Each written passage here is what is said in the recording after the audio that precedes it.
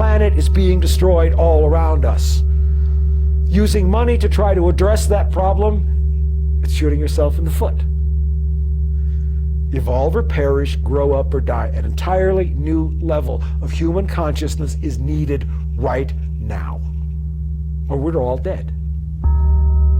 Mankind openly descends into a world of bloodshed without end.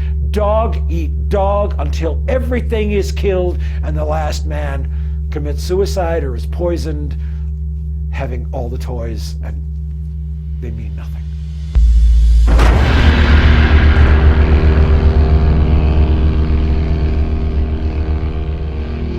When you believe you're already dead and you got nothing to live for, you fight better than you've ever fought in your life.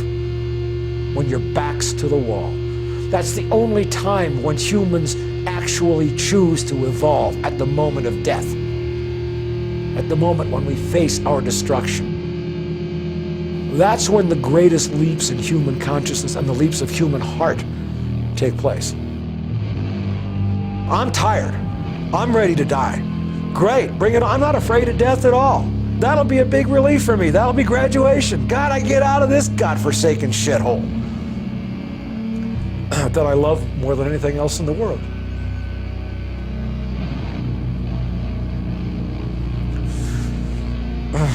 The Scout's knife is sharp on both edges. It cuts in both directions.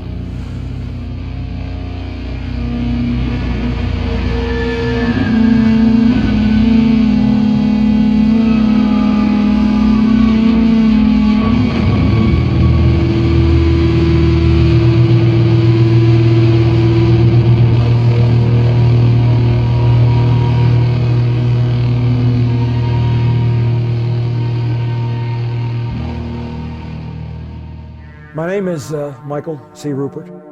Most people would know me from the documentary Collapse. It's a theatrical documentary. It was released in 2009. I had written 2 books, one Crossing the Rubicon, which is a big book in 2004, and a smaller book, Confronting Collapse, which came out with the movie in 2009. And I started off as a whistleblower. I'm a former LAPD narcotics detective. I caught CIA bringing drugs into the country in 1976, 77, and I tried to blow the whistle on that then, and I received the whistleblower treatment. There were attempts on my life. I come from a CIA family, and I was promoting very rapidly in LAPD, an honors grad from UCLA. The CIA wanted me, but when I discovered that what they were asking me to do would be to protect CIA drug shipments coming into the country, I couldn't do it. That was a bit of suicide that I couldn't commit on myself. I had a face-to-face confrontation with a CIA director, John Deutsch, at Locke High School in Compton in 1996 in November. And I confronted him on world television. That confrontation and John Deutsch's poor handling of it cost him his job as Director of Central Intelligence. In Native American ways, we would say that I counted coup on him that day. That really put me on a public stage. I founded a newsletter called From the Wilderness in 1998, which lasted for 8 years, and we broke a great many scandals over the course of that, a great many exposés of government crimes. So I walked that walk for a long time, and as the world situation had deteriorated, we saw wars after war after war. We saw peak oil giving way to tar sands pollution, and we saw natural gas running out, giving way to fracking and all the horrors that fracking brings. As we saw the quality of life deteriorate at a breakneck pace, at an increasing pace around the world, I could no longer function in a three-dimensional Cartesian analysis of what's going on in the world. The only thing that was important to me was that I leave Northern California and all my relations in that world clean. I paid off everybody I could pay off. I gave away what I could give away. I made sure that I was walking away, leaving a place better than it was when I had found it. And I had no place to go. I was broke, absolutely broke. I came here to die or commit suicide. And so I came here with everything that I owned, including my dog rags and my vehicle. This was the only place I had to go. I had no money to get a place. And My good friend, my best friend Doug Lewis, who had been a bandmate of mine and knew White Trash from a band we formed in Venice, he had a bedroom and he had a bed. And he said, okay, you're coming here. So this was how I came to Crestone. I knew nothing about the place when I got here. The path you're supposed to follow is the only one that's left open in front of you.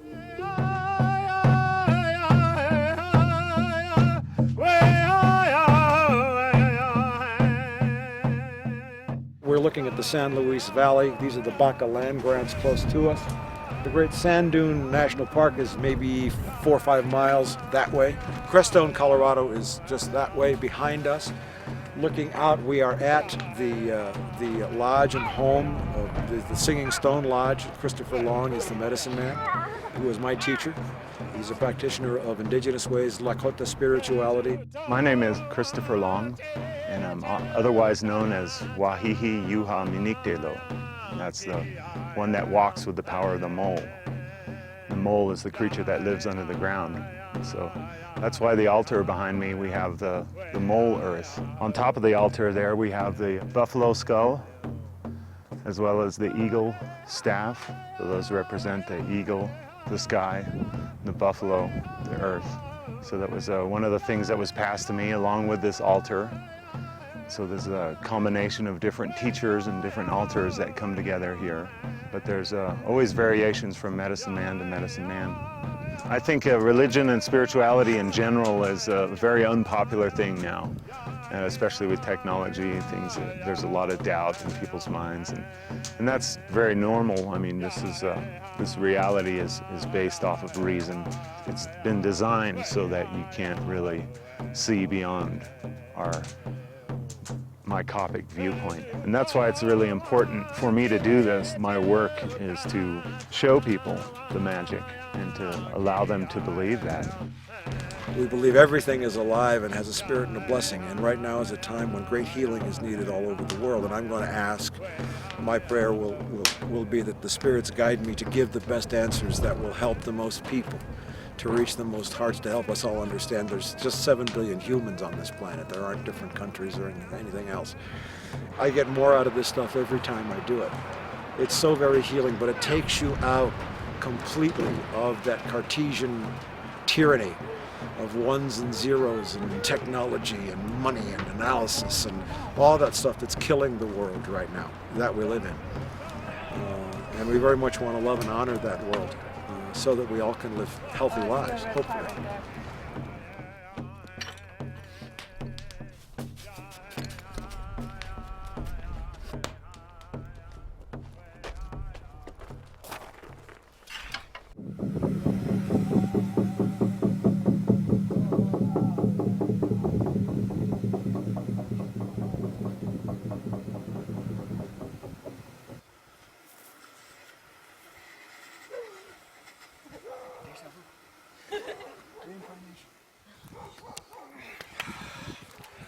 I summed it up in a speech I gave in Portland in 2011 on September the 11th, when I left Sebastopol about 7 months later. When I said that the ultimate crime and everything that's wrong with this world comes from whoever wrote into Genesis that mankind should have dominion over this planet and go forth and multiply and subdue the fowls.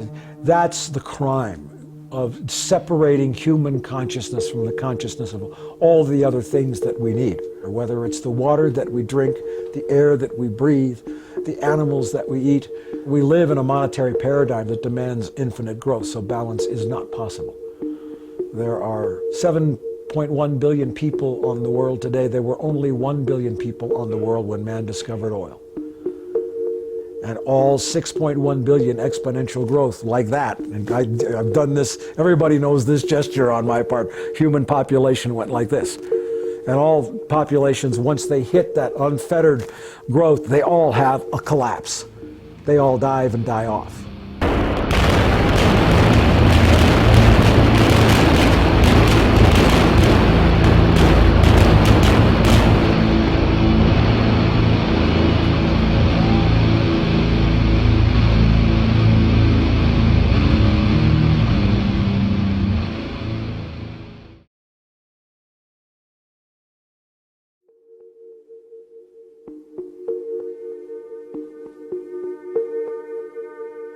So many people are so fucking in love with technology, and they're idiots. Techno fixes don't work. Let me give you some examples. In 1900, New York City, Washington, D.C., Chicago, St. Louis, San Francisco were all awash in horse shit. There were only 90 million people in the United States then. Those cities were just buried in horse shit, and they needed a technological fix for that. The technological fix for the horse was the automobile, which relied on fossil fuel. Well, what did that bring us? That brought us more infant growth, brought us traffic jams, brought us horrendous smog. I grew up all over the country, but I remember LA in the 1960s, you could not breathe. It was so painful due to the smog. It hurt to breathe. So then we went to catalytic converters. But then it's been known about peak oil that the world was going to start running out of oil, crossing a bell curve. Since the late 1940s, when the prophet, when the guy who discovered it, a physicist, M. King Hubbard, predicted it. He was the granddaddy. So the techno fix for peak oil was tar sands. Well, what are tar sands doing? You've destroyed hundreds of million acres of boreal forest, the lungs of the planet in Canada. You burn copious amounts of natural gas, which we ran out of to boil water to wash tar sands. Look at the net energy input for that. You're burning natural gas, and oil or coal, whatever, to boil this water, to wash the tar sand. You wash out this super sticky, poisonous substance called bitumen out, which is not oil. And then that has to be refined, and you destroy this most pristine boreal forest. It's killing the wildlife, it's infected the water table, it passes through pipelines, you know, the pipelines break and it destroys the ecosystems wherever it's exposed. So North America passed a natural gas cliff in 2002, 2003, conventional natural gas. You just drill a well and, you know, burn it off. So the techno fix for running out of natural gas was fracking. Oh great, now you can set your water faucet on fire. You can poison yourself, give yourself cancer. You can send the poisons downstream and kill fish and destroy trees. That's the techno fix. So people who are looking to techno fixes for these problems are suicidal, and they're deluded, and they're stupid. Holes are drilled deep into Mother Earth until it reaches a shale formation. It's hard rock. And what I found, due to a patent that was issued to Halliburton, Dick Cheney, they're shooting depleted uranium into Mother Earth to fracture the shale, to liberate the gas. And they are pouring horrendously toxic chemicals, benzene, many other chemicals down there to extract this natural gas. Fracking also has been shown to cause earthquakes in Arkansas and Missouri, and it deeply disturbs Mother Earth. It's a desperate drive for energy, which shows that all of the leaders of the industrialized world who talk about growth and who are serving the IMF, the World Bank, the US dollar hegemony, an infinite growth monetary paradigm, which is a pyramid scheme, have absolutely no concern, a complete psychotic disconnect for our relationship with the planet. Well, people are realizing that they're dying. I mean, American citizens are standing up when they develop cancer, when their children develop open lesions and sores and leukemia and all kinds of neurological disorders as a result of being poisoned by fracking. What they're doing systematically is destroying the fresh water tables to the point where many states have banned it. Pennsylvania, New York's banned a lot. Some countries have banned fracking completely, yet they're still pushing it. We just had an amazing uprising revolt on the part of the Elsipogtog and Mi'kmaq warriors in New Brunswick, who defeated the RCMP and the neoliberal government of Stephen Harper, lying son of a bitch who broke all the native treaties, because they realized that if we don't have fresh water, we can't live. And fracking is absolutely destructive. Of the City of Pittsburgh Chief Police, I hereby declare this to be an unlawful assembly. I order all those assembled to immediately disperse. The police aren't arming themselves, they're being armed. It's a giveaway. And this came with the Patriot Act. It was totally, patently unconstitutional. Absolutely. That should have then prompted a revolution among the American people. as I read the Patriot Act, what I said was, oh my God, Katie, bar the door. This is the federal government taking over every police department in the country. All of a sudden, these taps were open. All this money started flowing to local police agencies. But the deal was every police agency had to use a uniform government computer system that CIA or the FBI could get into. It used to be that if I ran a sheriff's office out here, the FBI couldn't get into my computers. But now with the software techniques, the US government not only can get into any law enforcement agency's computers, they can shut them down. Radio frequencies were synchronized. Standardization of weapons and issues of all that was done with the intent to turn American police departments into a de facto army with the same equipment, the same radio frequencies for the purpose of command and control and information control. So that's pretty much been accomplished so that as we reach the point where we're at now, where everything is falling apart, you know, no county sheriff anywhere is going to turn down an armored vehicle, you know, but there are strings that come with all of that. So we see Department of Homeland Security buying 4 million rounds of hollow point ammunition, handgun ammunition. That's to shoot Americans.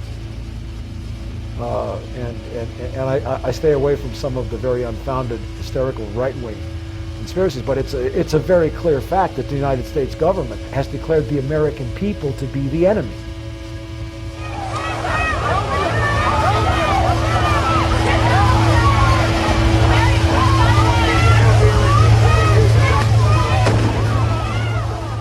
Americans could be jailed under NDAA, National Defense Authorization Act, a couple of years ago, without trial indefinitely anywhere in the world.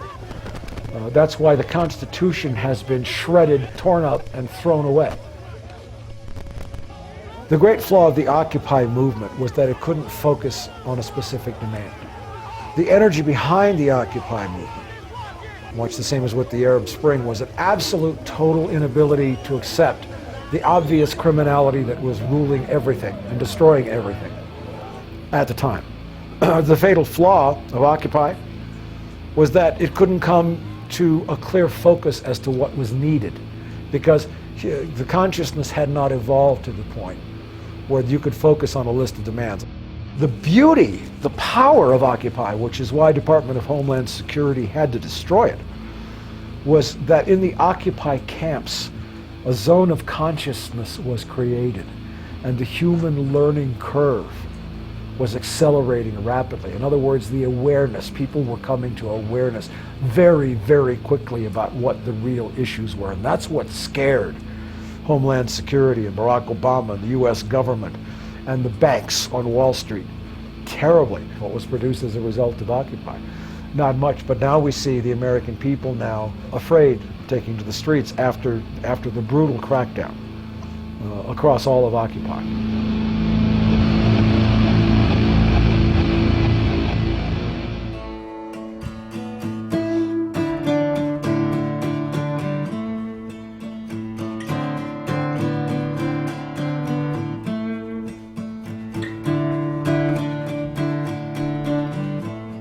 I had been looking for a dog for a while at shelters because I wanted to rescue a dog. And they walked me through, and they have the kennels on either side. You walk between rows of dogs and you look at them. And Rags was like, he was the first dog on the left.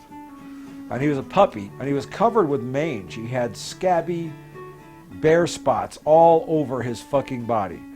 But he was the happiest dog I've ever seen in my life. And I look at him, and his eyes lock and track me, and he's like up on his legs, and then he watches and he falls over on his back, and we don't break eye contact. And I go, oh fuck, that's my dog. I mean, I just knew it. And so I started taking him to the dog park, and but Squishy showed up at the park, and I noticed Rags and Squishy, they were homosexual lovers from the gate as puppies, man. They were hilarious. They were making poses that they haven't thought of in the San Fernando Valley yet. And I noticed that Squishy's owner was this guy who just didn't, somebody needed to buy him some fucking clothes because he just had holes in everything he wore. And he looked kind of scraggly. That would be Doug. But I noticed that he was really good with his dog. We only talked about dogs. And music, really. And yeah, and then we got into music. And then And I you was told me talking about your collapse. experience, and I gave you Cheaters album. Yep.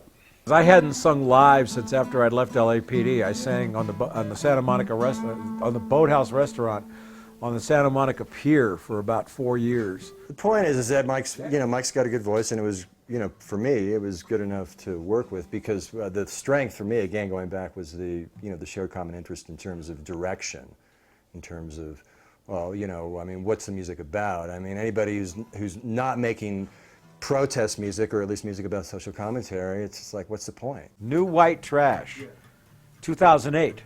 Everybody who lost their homes in the foreclosure crisis, all the people who got fucked out of jobs, vacations, all that stuff they thought what they were entitled to, there were new white trash. Oh, like there's a real world out there that I can be a part of, and I'd never thought I would be a part of, and now I'm new white trash, I ain't old white trash. I was a cover singer. In other words, I sang somebody else's music.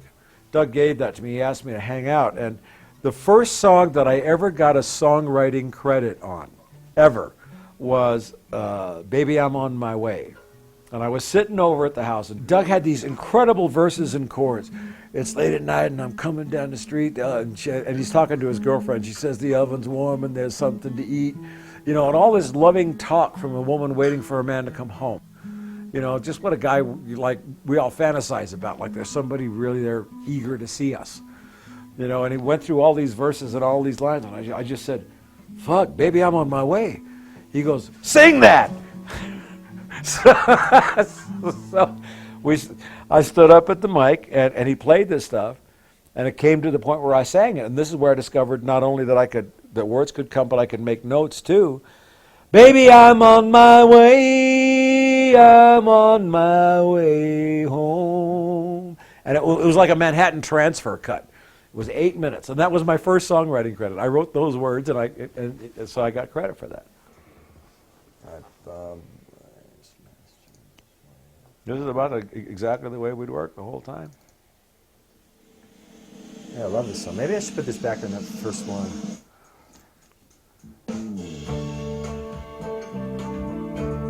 High sky summer at dawn contains too many chemical trails in the autumn. And like that old Italian saying says, everything all goes to the bottom. It's gonna be a long, cold winter, my friend. It's gonna be a long, hot summer without end. Here's a comment about our She's a music ham. on the web. From Pig Knickers. I'm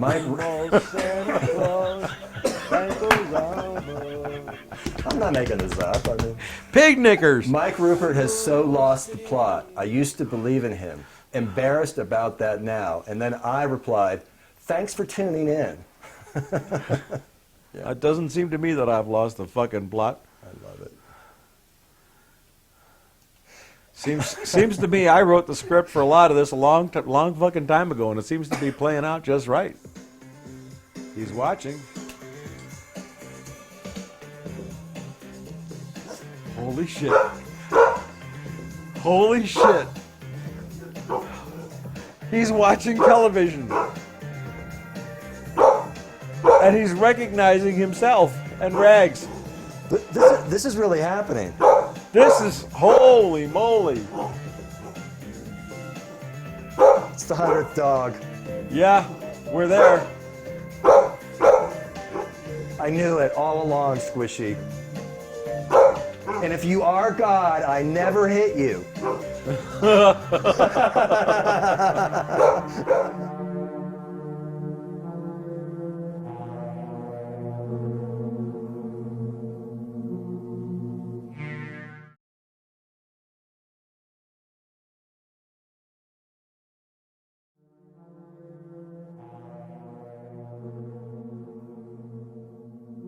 I think that with Ed Snowden and his revelations and some very heroic whistleblowing, there's been a good change in consciousness that has set Washington and the banks, because Washington is owned by the banks now. The real government capital of the United States is Wall Street. It's not Washington, D.C. I think there's been a shift of consciousness that has slowed the government down and put them on edge. When Barack Obama wanted to go invade Syria, there was a huge uprising that was not acknowledged. But there were millions of people emailing, writing letters and saying, no, we've had enough war. We are war weary in this country. We are tired of criminal wars over bullshit pretexts in parts of the world that we don't care. It's not in our interest to know, that don't threaten American national security as to what goes on there. Syria was the touchstone to global nuclear war. And the world stopped the United States. I never once in my life, for as long as I have been standing up opposing this, have I seen the United States of America stopped when it's totally overshot itself. Barack Obama shot itself in the foot and saying, we have decided unilaterally that we got to overthrow this guy because of chemical weapons. Vladimir Putin played a key role. He obeyed the law. Barack Obama breaks them or changes them. That was a key thing. But it wasn't just Putin. It was 7 billion people saying, that's fucking enough. And the United States empire is crumbling as we speak. Now, what's clear is, because the U.S. has been the hegemonic alpha dog for so long, is that the world doesn't have a plan B for what happens if the United States fails. But the United States of America needs to fail. The US dollar needs to fail.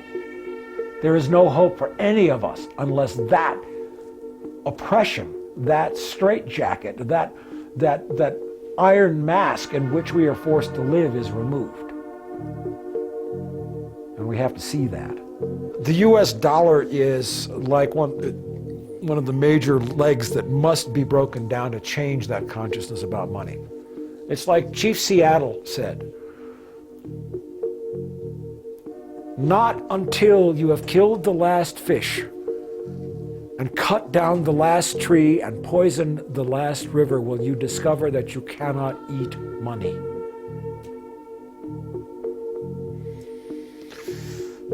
So now the dollar is collapsing. The US empire is in retreat. The world doesn't quite know what to do, and this was discussed clearly when I went to Moscow in 2001 with the Ministry of Finance. Consciousness has not evolved to the point where people realize that money is nothing. It's not money is the root of all evil. The love of money is the root of all evil. The belief that it's power. You know, here's the cruelest joke. And I can hear George Orwell and Terence McKenna laughing their asses off. What does it say on here? In God we trust. This is God. This is the God that's dying. This is the fucking God that means nothing.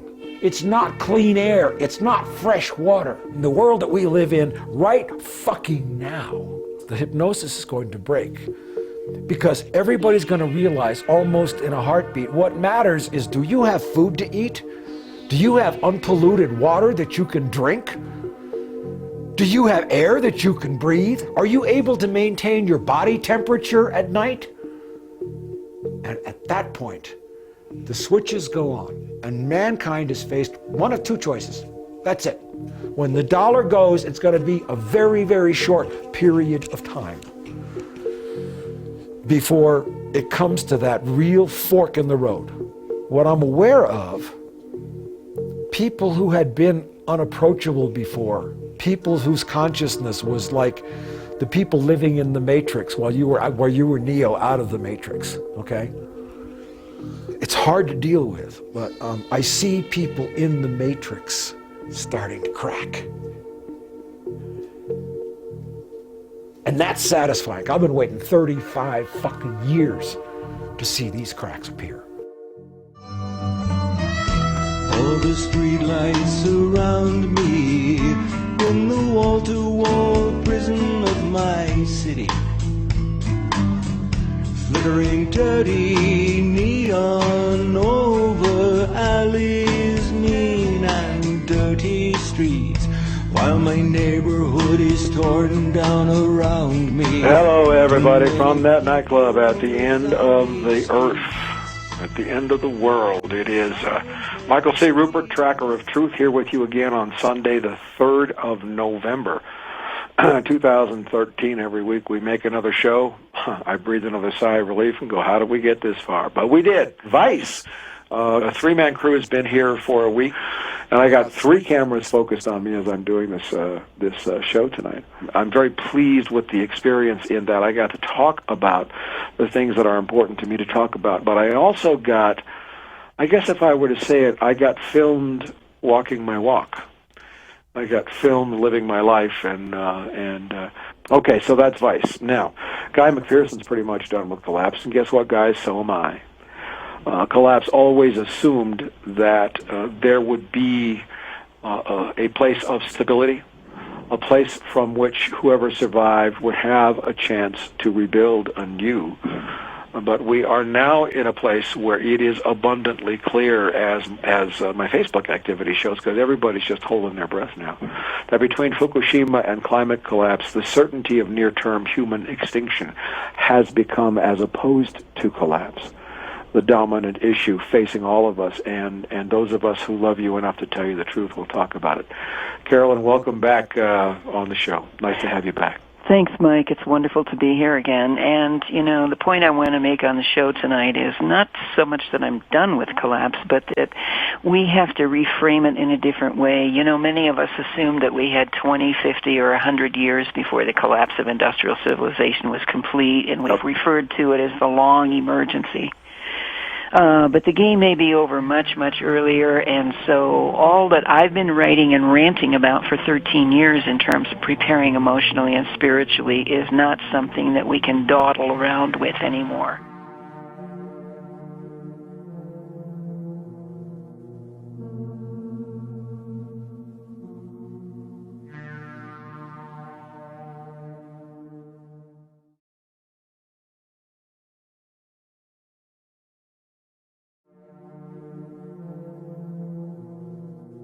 Where I am with the prioritized threats facing humanity right now, there are only 2.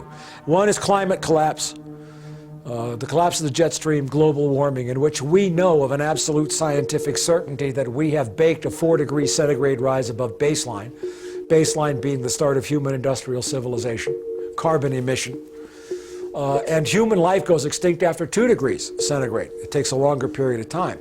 4 degrees, and now it looks more like 5, with 25 positively reinforcing feedback loops, such as the melting of methane hydrates in the seabeds, or the thawing of Arctic tundra in Siberia that produces columns of methane, a greenhouse gas 100 times more dangerous than carbon dioxide in its initial release than CO2.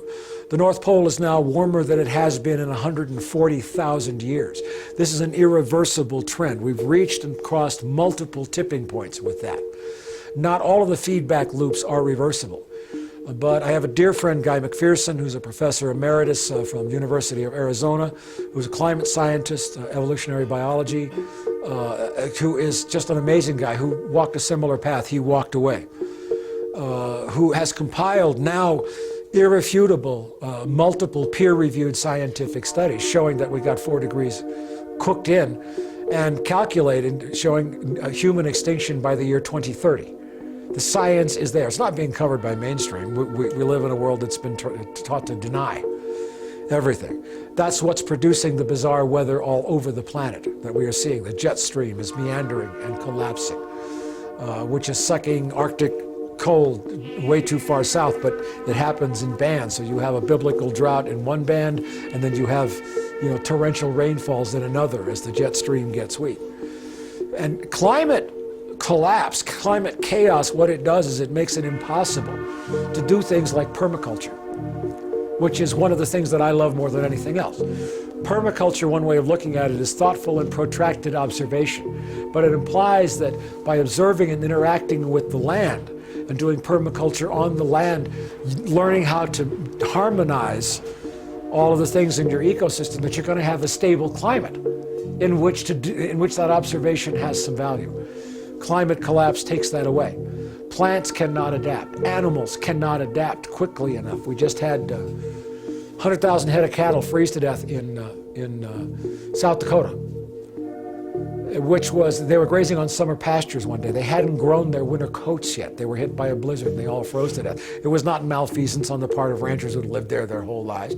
They couldn't adapt to the climate. We had 20-some inches of rain in Boulder, Colorado, biblical flooding there, not too far from here recently. Plants cannot adapt that quickly to a changing climate. And what people who are disconnected from the earth don't understand is if the animals die and if the plants die, we die. There are too many people who have been hypnotized into believing their food actually comes from a grocery store.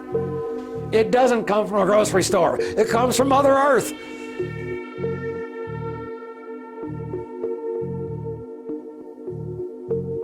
Don't ever use conspiracy theory that's so insulting. It's not a conspiracy theory. It's real. It's science. It's documented.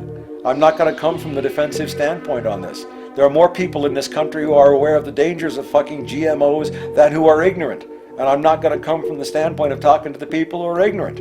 I just don't do it. GMOs are poison. Genetically modified organisms intended to make a profit. Once the genome, the DNA, could be modified, the corporations said, well, if you modify it, then you can get a patent on it and you can own it. And everything that uses that patent, you get profit for. That's life. That's life. You can't patent life.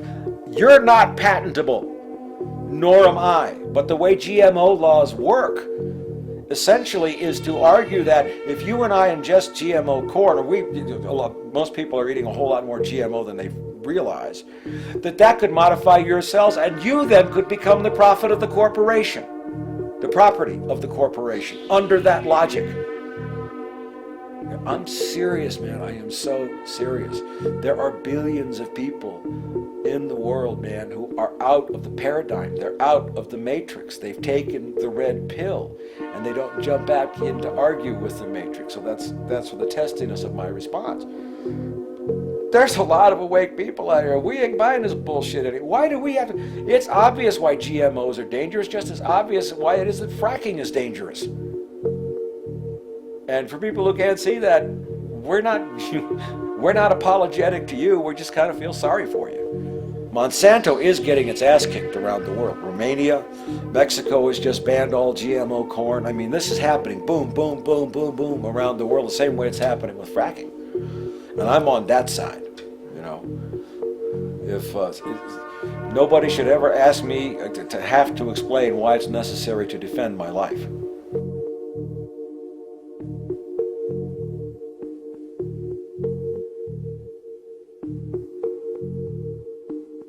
We all come from great Creator and Mother Earth.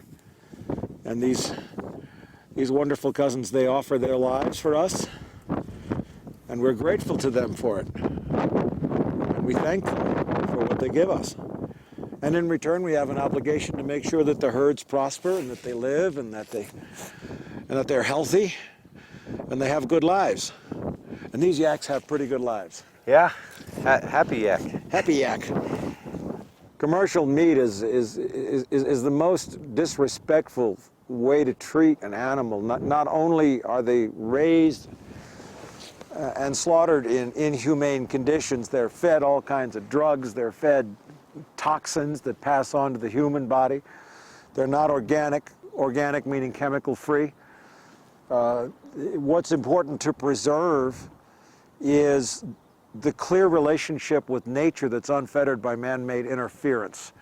You know, it's man's improvements, it's man techno-fixes that have created all the problems we're facing in the world right now. Oh, they'll just come up with some new fix for this, and all they do is make stuff worse. But this is the way human beings lived for thousands and thousands of years before the industrial age came along with a very close symbiotic relationship. Now with the buffalo and the Native American, that was sacred, especially for the Plains Indians.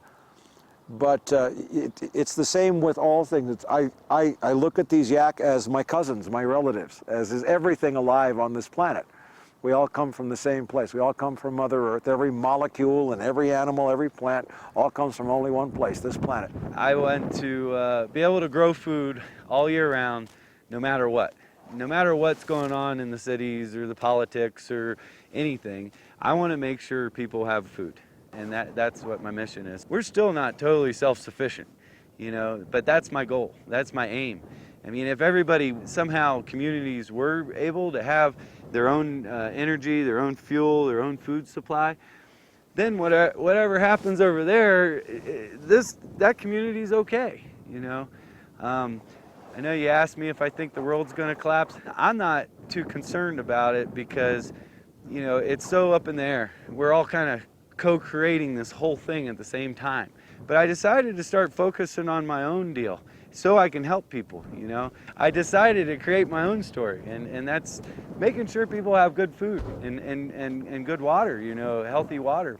My goal is I hope that all restaurants, all food will be coming back to where it used to be, because before we started doing all the chemicals and everything was organic, you know. And back in the day, everybody was connected to a farm.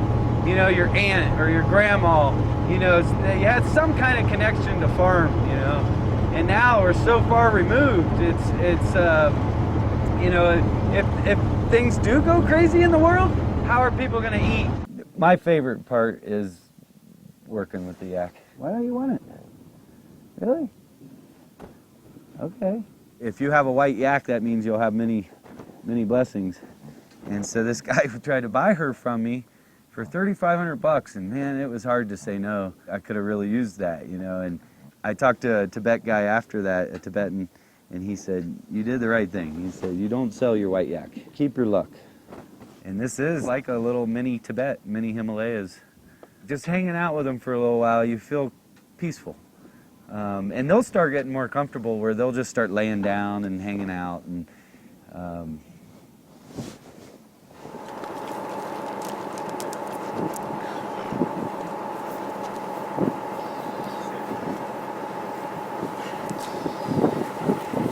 this is our well, one of two big wells that we have.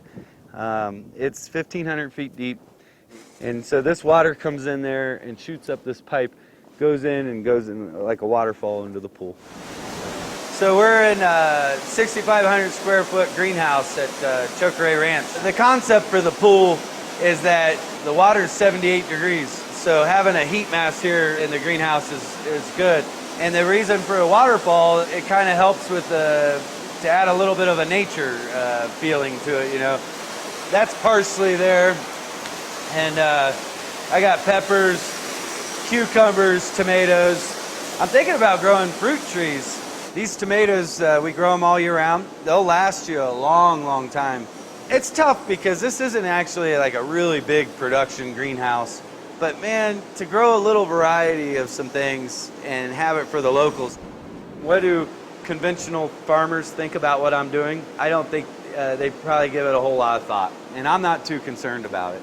I'm just going to do what I believe in and what I feel is right. And hopefully I can convince them. So then what I realize is I have to show them by doing it. I want to show them that there's a different way.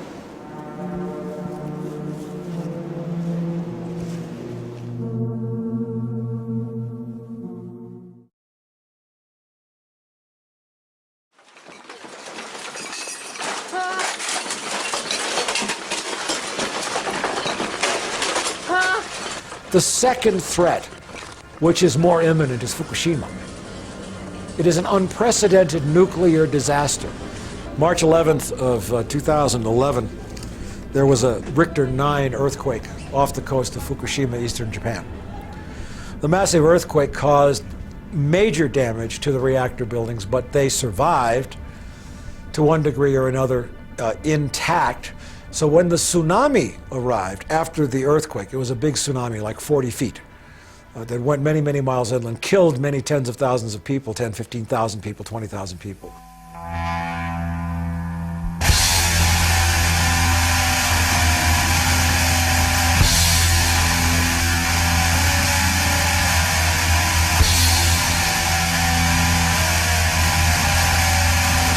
Here it comes!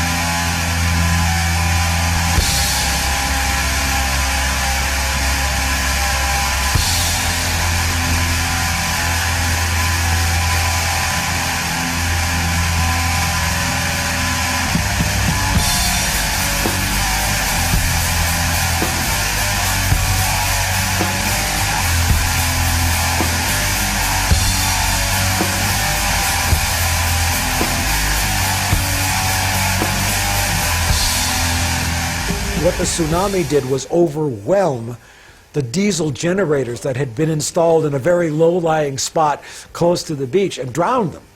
So there was no electrical power supply to pump water, which made it inevitable that you were going to have meltdowns. There was some heroic action on the part of TEPCO staff, who eventually decided to flood the reactors with seawater, which is very corrosive. It's not a good thing to do. You've destroyed the reactors. But what they did was they saved 3 small atom bomb explosions. They prevented that for a short period of time. But then you had, inevitably, without power, meltdowns. And the cores of nuclear reactors become super hot. They melted through their containment vessels, out of the buildings, out of the structures, and melted into the earth. Some of them, because they were in pressurized tight spaces, water will decompose break down into its constituent elements, hydrogen and oxygen, hydrogen being extremely explosive. So you had a hydrogen explosion at Building 3, which just blew the top off. I think everybody has seen the film of that. You also had explosions at 1 and 2. What happened as a result of that, you had catastrophic releases of radiation into the upper atmosphere immediately, within days of the earthquake and tsunami. And what we are finding out now, and it's been covered up by the Japanese government, covered up by TEPCO, covered up by the United States government. It's been hidden. We have been bathed in radiation. The Northern Hemisphere has. It's traveled the globe. It's been detected heavily along the West Coast, where infant mortality soared in April and May, birth defects soared, leukemias have soared. We now know that the West Coast is being bathed in radiation, not only from the atmospheric release, but now from what we've learned in the last few months, from the fact that TEPCO has been dumping 300-400 tons of super radioactive water into the ocean every day for 2.5 years. And those leaks are getting worse, and the amounts of radiation being leaked are getting worse because the site itself is deteriorating, it's degenerating. And Building 4 is teetering. It's absolutely rickety. There are 6 spent fuel pools at Fukushima. The one that's suspended in this teetering, rickety building above what was reactor number 4 contains the radiation equivalent of 15,000 Hiroshima bombs. If those fuel rods have an open air combustion, and they are very long and very heavy, like cigarettes in a pack, and the way they used to be removed was they would have a computer operating a crane to remove them very slowly so that they didn't contact, especially in open air. That's when you get the disaster. The cranes have been destroyed. The building is teetering. The computers that were there to run the cranes to make sure that you didn't get a contact have been destroyed. They're going to have to be removed by hand within a couple of months because everybody knows the building's going to fall over. This is almost an impossible task, and I'm seeing some tacit admissions. We don't know how to do this. But now everybody knows, it's out, that the ground underneath the reactors is turning into mud. They've been pouring hundreds and thousands and millions of tons of water just in there trying to keep everything cool so that you didn't have another critical event, but it's eroding the foundations and the land from underneath the building. And that water's been pumping directly into the Pacific Ocean for 2.5 years. The plankton eat it. And then something eats the krill, eat the plankton. Then something comes along and eats the krill, the small fish, the bigger fish. So by the time you get to a bluefin tuna eating what it eats, the radiation has been concentrated through 4 or 5 meals. And 100% of the bluefin tuna that have been caught recently off the coast of California have tested positive for radiation. Starfish are dissolving. Mackerel are showing up with bleeding eye sockets and ulcerations. Sockeye salmon are turning up with radiation. Killer whales off the coast of Vancouver are losing their ability to vocalize. They're dying at an alarming rate. The Pacific Ocean has been lethally poisoned, the northern Pacific, but eventually the oceans will circulate it everywhere. But Tokyo Electric Power, the Japanese government has lost control. The radiation now, currently, even without the fuel pool falling over, is so intense near buildings 1, 2, and 3, reactors 1, 2, and 3, that it disables robots. And it's been admitted that nobody has the technology to build a robot capable of withstanding those amounts of radiation to get close to it to do anything. Radiation also turns metal extremely brittle. They've had a crane failure there. There are 2 cooling towers that have already broken loose from moorings big enough that they could fall on Building 3 or Building 4 at any time. And we expect that with typhoons or another earthquake. So that radiation is already so intense that you really can't work on what's there. You can't contain it. We don't know where the cores are. The cores could be hundreds of miles down below now. They've passed water tables. Nobody knows where they are. If Building 4 falls, the whole site must be abandoned. There's no debate about this. Nobody disputes it under any circumstances. Not the Japanese government, not TEPCO. If those rods go, then every other set of fuel rods has to be abandoned, and they cannot be kept cooled, and they will go. The combined radiation from all that will be released if Building 4 goes is 85 times the amount of cesium alone that was released from Chernobyl. Now, you have 1 million deaths already from Chernobyl. This is a human extinction event. We are all dead if this happens. It is a human apocalypse, not just to humans, but to all life on the planet. Fukushima is not a Japanese problem. It is not North America. It's a human problem. Every human being, every living thing on the planet is at risk. Hands of robbery. Have we eyes to see? Love is gathering. All the words that I've been reading have now started the act of bleeding into one.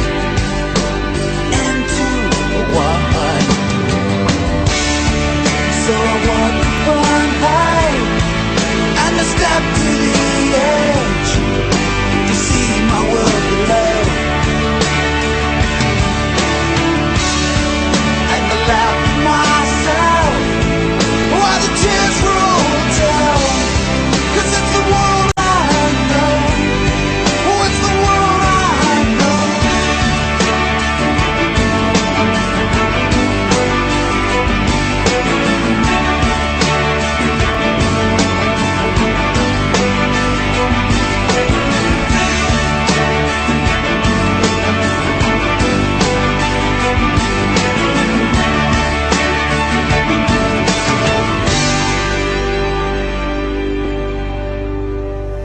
Collective Soul, the world I've known, and I know that that song hit home to everybody. Well, let's get in this space, let's wrap it around us, and let's be here together in tenderness with Carolyn Baker, who's my guest tonight on the Lifeboat Hour. We got 6 minutes or so for the bottom of the hour. The new book that you're writing, I have to laugh now because I look at everything that I do. I even look at these Vice guys filming here now, and I'm going, are we going to be alive by the start of the new season in March, if that's where it airs, or if it airs in 6 months from now? Why do we go through this stuff? And the answer that I keep coming to is something that I wrote on Facebook a couple of months ago. Somebody said, why don't we just roll up and die now and give up? And I said, a warrior in times of great stress like this and when facing imminent death, and these are my words, continues with the daily routines and the daily rituals as if there will be a tomorrow, because it holds open the possibility of victory. Why is it important to keep putting one foot in front of the other, Carolyn? Well, I mean, you just answered that question. We absolutely have to have a vision of possibility, even if that possibility never happens. Sometimes we have to act as if. And, we need to be, the best use of our time right now is to really be looking at how we've lived our lives. It's time for searching and fearless moral inventories of how we've lived. What was really good and decent and precious about my life? Where did I fail myself? Where was I less than I could have been? All of those questions. If I had it to do over, what would I do differently this time? Yeah, those are all really, really important questions. You know, The Guardian published recently 5 top regrets of the dying, and this is what they were. Oh, good. I wish I had the courage to live a true life, a life true to myself, not the life others expected of me. Number 2, I wish I hadn't worked so hard. 3, I wish I had the courage to express my feelings. 4, I wish I had stayed in touch with my friends. And 5, I wish that I'd let myself be happier. Those are great. Yeah. Those are great. And they're real and they're true, and that's what people often say in the last hours. An unlived life is not worth examining, but an unexamined life is not worth living. Exactly. Yes, you betcha. You betcha.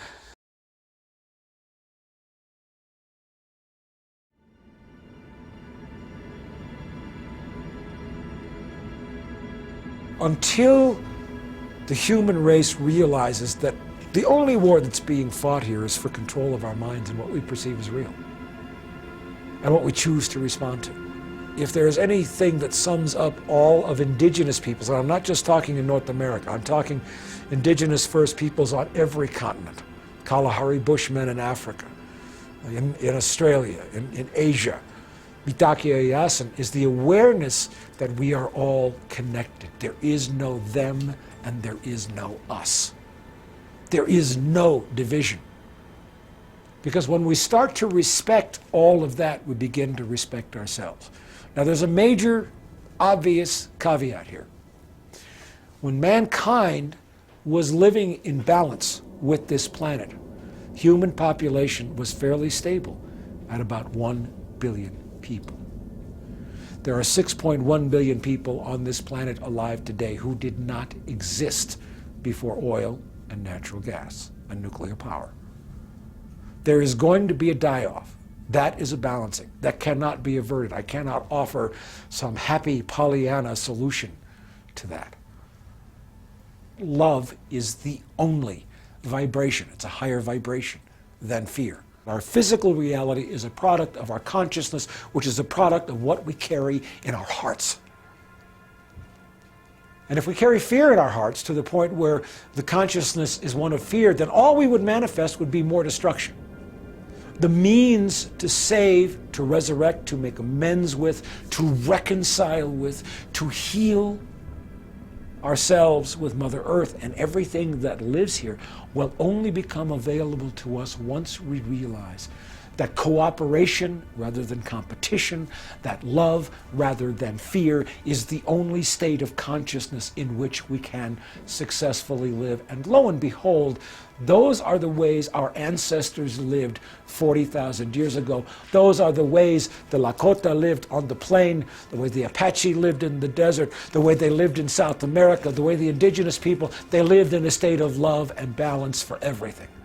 But we are drunken humans on this mad, addictive desire for another line of cocaine, another dose of cheap energy, another car, another joke, what? Look at where it has brought us. Now that all of human race stands at the brink of extinction, and we may die, life will go on, spirit's going to be fine, we're just going to go some other place. I don't believe death is an end, it's a door. You go through it. You know, Crazy Horse, the great mystic, said the spirit world's more real than this one. He wanted to spend more time there than here, because this place gets to be real hard sometimes. But we stand at this most amazing moment, the end of the fourth sun. There is an answer. Now, 7 billion souls aren't going to make that, I don't think. It would be nice. It might happen. I don't know what miracles lie out there. But one thing that people on this planet it's really starting to sink in is what we've been doing is not working. What the whole human race has been doing. Until you change the way money works, you change nothing. You have to stop infinite growth. We can't feed any more people, we can't fit any more people on the planet. Human population is still growing exponentially, although the die-off is pretty significant now, and it's going to get a lot more pronounced. But beyond all of that, now Fukushima and climate collapse have brought us to a place where we face the end of our species. within 17 years. At the outside, 2030, 2040. The only way, if we want to live and if we want children to live after us, is to stop human industrial activity right now. Otherwise, we're an alcoholic, cocaine addict, heroin addict, sitting at a bar stool weighing 80 pounds, anemic, trying to convince ourselves that we look good with AIDS and herpes and all these damn diseases. We're slamming booze down our throat, we're sticking a needle in our arm, we're snorting the line, and we're committing suicide saying everything's under control. It ain't. So we are reaching a climax, and some people would say, and I don't believe this at all, some people would say that Mother Earth is going to kill us like we're an infection. I believe, and it's my experience even now, that Mother Earth, because we are of her, we are her children. We are created from her. What mother cannot love her child? Still loves us unconditionally and is begging for us to wake up.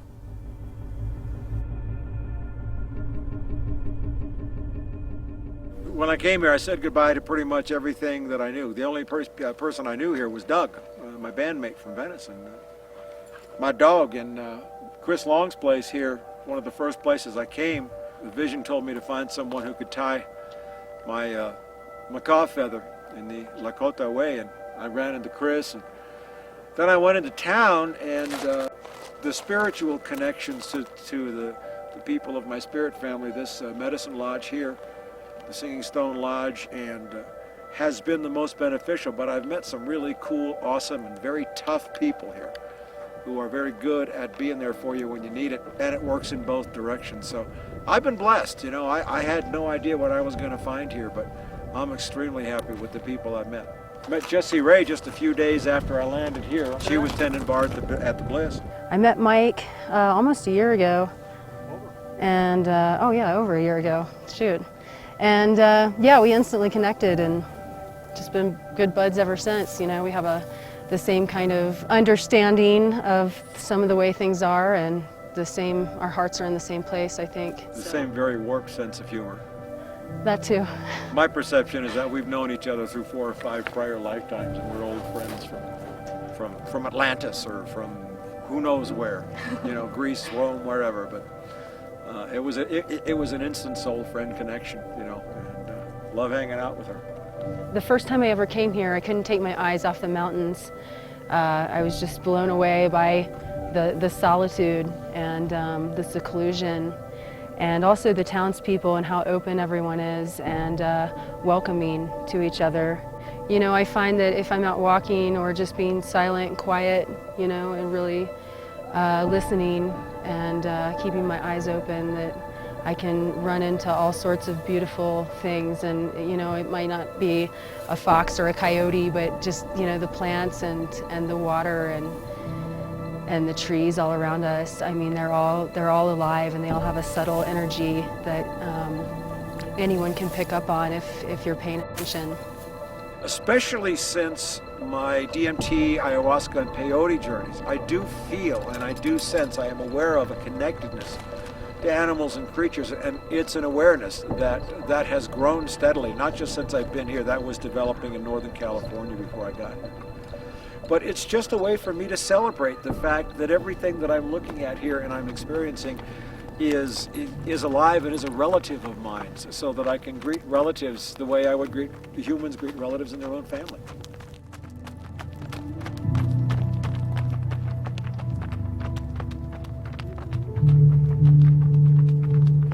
I went through this huge epiphany in 2012. This was right as all this crisis happened, when I gave up CollapseNet. People like me and Guy McPherson and Dmitry Orlov, many of us who have walked this path for a long time, we all realized that in 2012 that by Cartesian analysis, we had encountered a number of problems that it was not possible to solve. Okay? Now it's become that much more in our faces. And if I'm happier now, it's because, shit, I've been walking the walk. I've been walking for 35 years, being called an idiot, you know, being attacked, threats on my life, being discounted, being a faithful scout who brought the reports back. And over time, my reports have been found to be honorable and true. I'm a scout for all two-leggeds. Two-leggeds mean native reference for all human beings. My scouting reports have been good. That's why you're here talking to me now. I'm enjoying this not just because I'm tripping on its exciting times and I'm getting off on the world ending. It's like I'm so not alone anymore. I was one of the first, man. The scout walks alone. It's the loneliest walk of all, and that's why it's respected, and that's why it's hardest. I didn't know this until I met my Indian teacher. That's why the scout's knife is sharp on both edges. This is the scout's knife because it cuts your life to go out into the world of the enemy and see what they are and who they are and how they live and how they operate, and to experience the belly of the beast. You got to bring back a good scouting report. You got to do it with honor. But once you get to the belly of the beast, you have to make your way back to the light, to balance. And the scout walks alone. It's hard. And I didn't appreciate all this, fully until now. But so when I say I'm getting off on this, I'm sorry. You have to allow me that I spent a lifetime earning the right to smile when I realize that I'm not alone and I see other really exceptional people rising up and innovating and kicking ass and leading. Leading.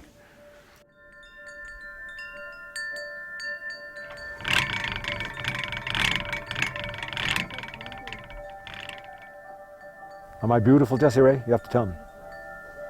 Yeah, Kit Carson's probably 4 or 5 miles away, as the crow flies, as the eagle flies. Speaking of which, did you hear I said crow and one just went off over there? I love that. That's the valley floor, which is about 8,000 feet, so we're at about 10,000 feet right now. And this is called, we call it the Big Stupa. It's a Buddhist shrine. It's a great place for meditation. There are many places like this around that are marked as wonderful spiritual centers and places to stop and connect and catch your breath. And this is an amazing place to get centered and grounded again. This place has been known to have enormous spiritual power for thousands of years. To be aware, as the indigenous people say, mitaki eyas, and everything is my relation. Our belief, a spiritual belief, that everything has a consciousness. The rocks have consciousness, the trees, the plants, the sky, the water, Mother Earth, who we're standing on, and Father Sun sitting right up there, the great mystery, looking down on you. This is a place where there is so much less noise. There is no noise here. There's no interference from outside city stuff or cars honking or electricity or power or jet planes or anything.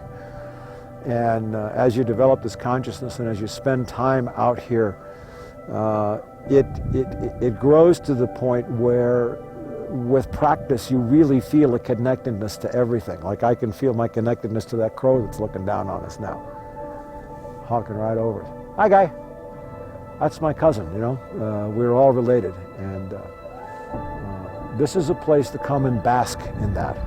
Plus to get a long vision and a long view. I've said before, this valley is so big. What it does is it invites a human consciousness to expand, to fill it, which is a beautiful invitation, as opposed to when we get this narrow tunnel vision of our everyday life and paying the bills and everything else. And this invites you to expand to an awareness much larger.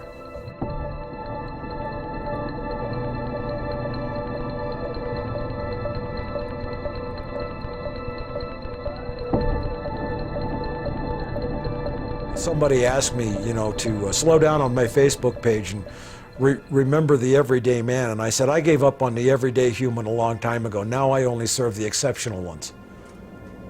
I serve the warriors. I serve the ones who are out there, who are the best of the best. And that makes us all sharper together because nobody's as smart as all of us. I get feeds from all over the world. And I can really see and participate in this awakening that is taking place. And it's one of those great dramas.